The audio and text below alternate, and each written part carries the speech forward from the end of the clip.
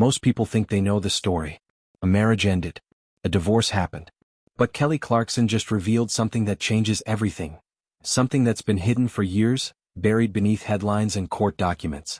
Brandon Blackstock wasn't just a manager who became her husband. There was a secret dynamic nobody saw coming. A power imbalance. A control structure. A financial web so complicated that even now, years later, the full truth is still being untangled. And the revelation she just made doesn't just explain the marriage, it explains why she had to leave. When Kelly Clarkson met Brandon Blackstock, she was already a superstar. American Idol winner. Grammy Award-winning singer. A woman who'd built an empire from her voice. But here's what most people missed. She didn't just hire him as a manager. He became something else entirely. Something that blurred every line between professional and personal, between advisor and controller. The relationship started in 2012 when Brandon was already managing her career. Then, slowly, he became her husband. Then her business partner. Then the person who had access to everything, her money, her decisions, her life. It sounds romantic on the surface. A power couple. But Kelly just revealed what was actually happening behind closed doors. The dynamic wasn't equal. It was constructed. Brandon didn't just advise Kelly on her career. According to what she's now sharing, he positioned himself as the gatekeeper to her entire world. Every major decision, financial, professional, personal, ran through him first. And here's the crucial part. She didn't see it happening. Not at first. Not until it was too late. This is what makes the revelation so significant. Kelly Clarkson isn't just talking about a failed marriage. She's talking about a system. A carefully built structure where one person had disproportionate control over another person's life, money, and choices. And the person being controlled didn't fully realize it until the relationship was already falling apart. In interviews, Kelly has started opening up about how isolated she became. How dependent. How her own decision-making got smaller and smaller, while his influence got bigger and bigger. The question everyone's asking now is, how did this happen to someone so powerful? How did a woman worth hundreds of millions of dollars end up in a position where she couldn't see what was really going on? That's where the real story begins. Brandon Blackstock wasn't some unknown figure who suddenly appeared in Kelly's life. He came from a music industry family. His father, Narvel Blackstock, was a legendary manager who'd worked with Reba McEntire for decades. So when Brandon started managing Kelly, it seemed natural. Professional. He had credentials. He had connections. He had a track record. But credentials can be a weapon too. Kelly has now revealed that Brandon used his industry knowledge not to elevate her, but to position himself as irreplaceable.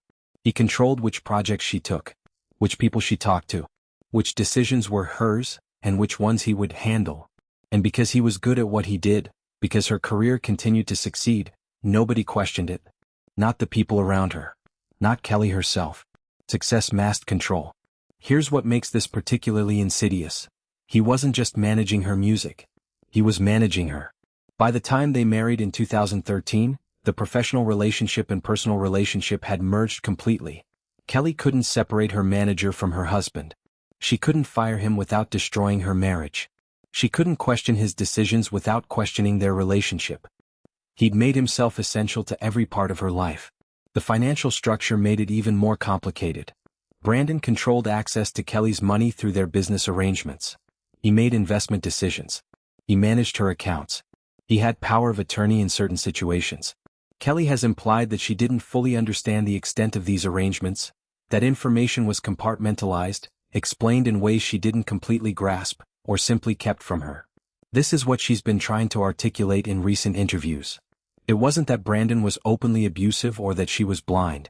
It was that he was strategically positioned to control outcomes while maintaining plausible deniability. If Kelly questioned something, he could point to his industry experience. If she wanted to change direction, he could explain why that would hurt her career. Every objection she had could be reframed as her not understanding the business. By 2020, when their marriage began to crack, Kelly realized something terrifying. She didn't know how deep this went. This is where the revelation gets darker. Kelly didn't just discover that her marriage was unhealthy. She discovered that her finances were entangled in ways she hadn't fully grasped. And when she tried to understand them, she realized how deliberately obscured they'd been kept. Brandon had structured deals where his interests and hers were so interwoven that separating them became almost impossible. He wasn't just managing her career for a standard percentage. He had equity in her business ventures. He had stakes in her music rights. He was a beneficiary of her success in ways that went far beyond a typical manager's commission. And critically, she didn't have clear visibility into all of it. When the divorce process began, Kelly's legal team started pulling documents, financial statements, contracts, investment records, and what they found was staggering. There were arrangements she didn't remember agreeing to, investments made in her name that she hadn't authorized, money moved into accounts she didn't fully control. Not because Brandon was committing fraud necessarily, but because the structure was designed so that Kelly didn't need to understand it. She just needed to trust him. And trust, once broken, reveals everything that was hidden beneath it. Kelly has spoken about feeling like she was in a fog during this period, making decisions without full information, signing documents without understanding their implications, trusting someone who was simultaneously her husband, her manager, and her financial controller. The power imbalance wasn't just emotional or psychological, it was financial. It was built into the very structure of their business relationship. One of the most shocking parts of what she's revealed is that even after the divorce filing, it took months to untangle the financial web. Her legal team had to trace money flows, understand hidden agreements, and reclaim control of assets that should have always been entirely hers. Some of these arrangements are still being resolved, years later. And each discovery has made Kelly more willing to talk about what actually happened. She said in interviews that she felt like she was waking up from a long sleep, suddenly seeing clearly what had been obscured. And the scariest realization? How easy it had been for him to do it. How willing she'd been to defer to his expertise. How the very thing that made her successful, her trust, her willingness to collaborate, had been weaponized against her. In recent interviews, Kelly has been remarkably candid about something most people in her position stay silent about: the mechanics of control. Not the dramatic moments, not the big fights, but the everyday ways her autonomy was systematically eroded. She's talked about how decisions got smaller, how she went from being someone who made bold career choices to someone who needed approval for basic decisions, what she wore to events, who she spent time with, what she said in interviews. Brandon would frame these interventions as protection or guidance, but they were control. And the insidious part? They were so normalized that Kelly didn't recognize them as a problem until she was deep inside it. One specific revelation that shocked people was about her social circle. Brandon had gradually isolated her from certain friendships. Not dramatically, he didn't forbid her from seeing people. He just made it difficult. He'd express concern about certain friends. He'd point out how those relationships might hurt her career. He'd create conflict or tension that made Kelly reluctant to maintain those connections. By the time she realized what had happened, her support system had shrunk dramatically. The people who might have questioned Brandon's influence were no longer in her life. She's also revealed details about how he managed her public image in ways that served his interests, not hers. He positioned himself as her protector, her guide, her essential partner. He made sure she was publicly grateful for his management. He subtly reinforced the narrative that she needed him.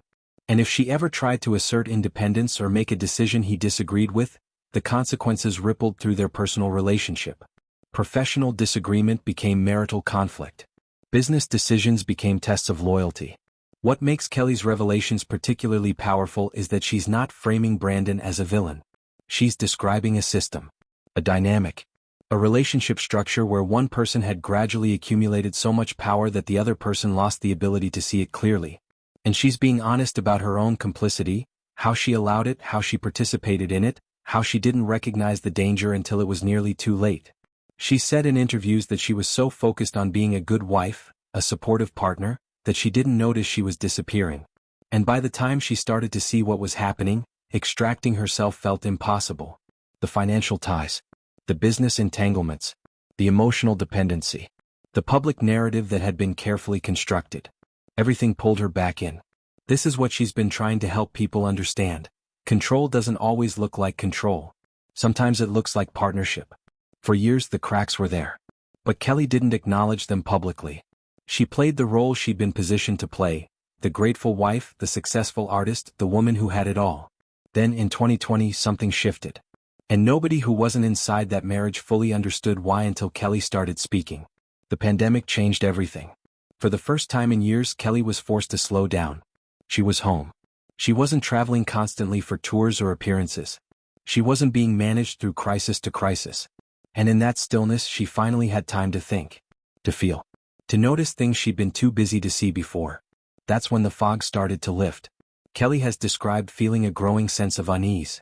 Not about specific incidents but about the totality of it. The way her life was structured. The way every decision ran through Brandon. The way she'd become dependent on him for validation, for guidance, for permission. And crucially, the way she'd lost sight of who she was outside of that dynamic. She's revealed that she started asking questions. Real questions. About money. About decisions. About why certain things were structured the way they were. And when she asked those questions, something changed. Brandon's patience seemed to wear thin. His explanations became less patient. His need for control became more visible. The partnership she thought they had revealed itself to be something else entirely. By mid-2020, Kelly was in therapy, working through what she was beginning to understand about her marriage. And her therapist, according to what Kelly has shared, helped her see patterns she'd been blind to. Patterns of isolation, control, manipulation. Not because Brandon was deliberately trying to hurt her, but because the dynamic had become so deeply embedded that it was the only way either of them knew how to relate to each other. Then came the moment that forced everything into the open. Kelly filed for divorce in June 2020. And in doing so, she initiated a process that would expose everything that had been hidden. The financial records, the agreements, the structure of their relationship. All of it came under scrutiny. What shocked Kelly most wasn't that Brandon fought the divorce. It was how aggressively he fought to maintain control even as it was ending. He contested everything. The custody arrangements. The financial settlements. The division of assets. He fought to keep influence over her even as their marriage was dissolving. And that fight, that desperate grab for control as it was slipping away, finally showed Kelly the full picture of what their relationship had actually been. She said that moment was both terrifying and clarifying. Terrifying because she realized how much danger she'd been in. Clarifying because suddenly everything made sense.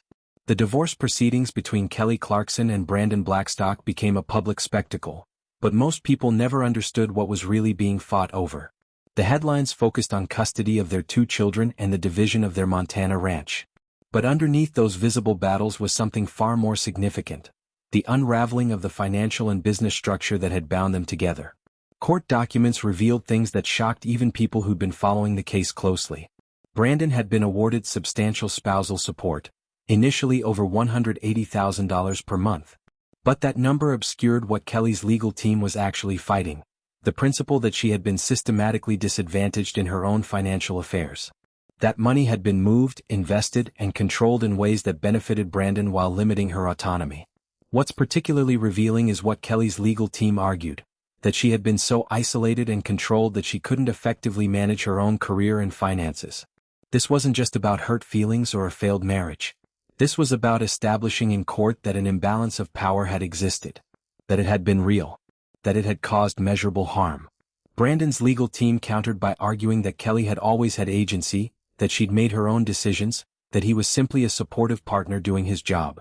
But the financial records told a different story. They showed compartmentalized information. They showed decisions made without her full knowledge or consent. They showed a structure designed to keep her dependent. One detail that emerged during the proceedings was particularly significant. Kelly's own team had discovered investments and accounts she didn't remember opening. Business arrangements made in her name. This wasn't something Brandon had hidden in a criminal sense. It was legal, technically above board. But it revealed the depth of how completely she'd delegated control of her financial life to him. The court battles also exposed how aggressively Brandon fought to maintain involvement in Kelly's career even after the marriage ended. He wanted to remain her manager. He wanted continued access to her business decisions. He wanted to keep his hand on the levers of control. And Kelly's refusal to allow that, her insistence on complete separation, became one of the most contentious parts of the divorce. What didn't come out in court, though, is what Kelly has been revealing since: the emotional and psychological toll. The therapy sessions where she processed what had happened. The realization that she'd lost years of her life to a dynamic she didn't fully understand. The guilt about not seeing it sooner. The fear that it could happen again. Most legal proceedings focus on assets and custody. But Kelly's real victory wasn't financial. It was reclaiming her autonomy. And that's what she's been talking about publicly now. Kelly Clarkson didn't leave her marriage because of a single betrayal or a dramatic incident. She left because she was disappearing. And she finally realized that staying meant losing herself completely. In interviews since the divorce, Kelly has been remarkably honest about what pushed her to that breaking point. It wasn't infidelity or abuse in the traditional sense. It was the accumulation of small surrenders. Each time she deferred to Brandon's judgment instead of trusting her own. Each time she let a friendship fade rather than defending it. Each time she made a professional decision based on what he wanted rather than what she believed in. Each time she became a little bit smaller. She's described feeling trapped in a role. The successful singer who needed her husband's guidance. The strong woman who'd somehow become dependent. The person everyone thought had everything figured out, while privately struggling to make the simplest decisions without approval. The disconnect between who Kelly Clarkson was publicly and who she'd become privately was becoming unbearable. What finally tipped the scale wasn't a moment of dramatic revelation. It was a series of moments where Kelly started asserting herself, and Brandon's response made clear what would happen if she continued. Professional consequences. Personal consequences. Threats, subtle but real, about what leaving would cost her. And that's when Kelly understood. She could stay and slowly disappear, or she could leave and fight to get herself back. The children were also a factor, though not in the way headlines suggested. Kelly didn't leave because of conflict around parenting. She left because she realized her children were watching her model a relationship where one person had power over another. Where asking questions was met with control. Where independence was discouraged. She didn't want her daughter growing up thinking that was normal. She didn't want her son learning that was how you treat a partner. Kelly has also revealed something crucial that people often miss. She had to leave for Brandon too. Not because she wanted to hurt him, but because the dynamic they'd created was toxic for both of them. He'd become someone who needed to control her to feel secure. She'd become someone who needed his approval to feel valid. Neither of them could be healthy in that structure. And staying wasn't protecting the marriage, it was slowly poisoning it. The decision to leave was terrifying. Kelly didn't know how much of her career was actually hers versus built on Brandon's infrastructure. She didn't know if she could manage her own finances. She didn't know if she could make decisions without second-guessing herself. She'd been dependent for so long that independence felt foreign and dangerous. But she did it anyway. And what's emerged since is a woman who's reclaiming her own life. Who's making her own choices. Who's rebuilding her sense of self. And who's now strong enough to talk publicly about what happened, not to destroy Brandon, but to help other people recognize the signs before it's too late. Kelly Clarkson's story isn't unique. It's just uniquely public. And that's why it matters so much more than just a celebrity divorce. For decades, we've been fed a narrative about power couples. Two successful people who support each other, build empires together, climb higher because they're united. It's romantic. It's inspiring. And sometimes it's dangerous. Because when one person in that partnership has more power, more access, more control, the power couple becomes a cover story for an imbalanced relationship. And the more successful the couple appears from the outside, the more invisible the imbalance becomes. Kelly's revelation is forcing people to reconsider what they thought they knew about seemingly perfect marriages. It's making people ask uncomfortable questions. If it happened to Kelly Clarkson, one of the most successful, talented, intelligent women in the entertainment industry, could it happen to anyone? And the answer is yes. Because control doesn't discriminate based on success or intelligence. It exploits trust. It exploits love. It exploits the very things that make relationships work. What's particularly significant is that Kelly is reframing how we talk about this kind of dynamic. She's not using words like abuse or manipulation in the traditional sense. She's describing something more subtle and more common, the gradual erosion of autonomy within what looks like a partnership. And by refusing to make it sensational or turn it into a villain narrative, she's making it relatable. She's making it recognizable. Women are listening. They're asking themselves, do I defer too much to my partner's judgment? Do I have friends outside this relationship? Can I make decisions without needing approval? Am I becoming smaller?